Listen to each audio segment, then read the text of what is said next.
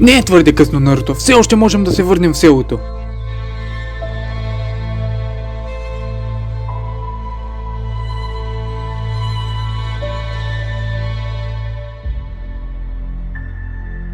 Не издържам повече.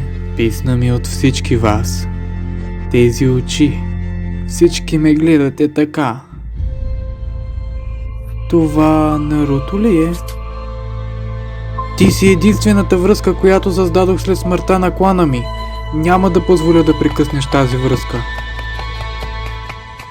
Приключих с всички вас. Имам само едно желание. Да отмъстя на селото, скрито в листата. Ще убия всички ви.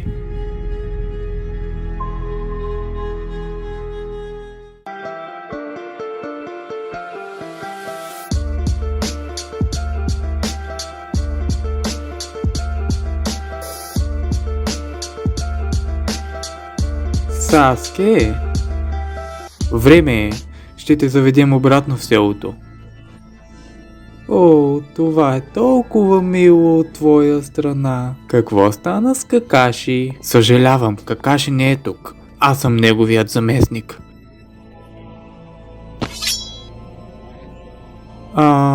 Ти трябва да си моят заместник? Ще защитя връзката между теб и Саске. Единственото, което можеш да направиш с тези си сили, е да ми нарисуваш портрет. Ако не се върнеш в селото доброволно, ще трябва да те принудим. Това е последно предупреждение.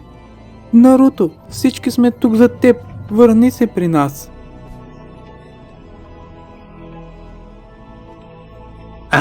Забравих за теб. За тези 3 години си станала по-плоско гърдъл от джуцото на този тип. Какво е станало с теб? Какво е станало с мен? Наранихте ме достатъчно в селото, скрито в листата. Още от дете се държахте с мен, като че ли съм чудовище. Ако искате чудовище, ще видите чудовище. Ако това е отговорът ти, нека приключим с това. Аз ще приключа с вас. Това бяха клонинги, трансформирани в руини.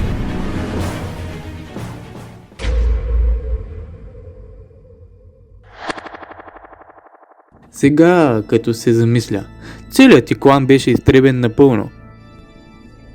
Дай си труда да отмъстиш за тях, вместо да си губиш времето като нинджа, който ме преследва.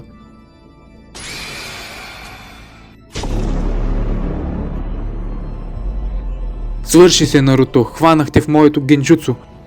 Той мирно и се връщаме в селото. Ха. Забавляваш ме.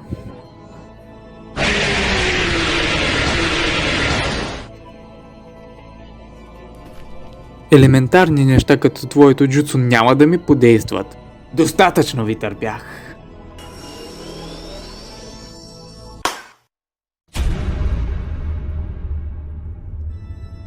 Спри! Трябват ни живи.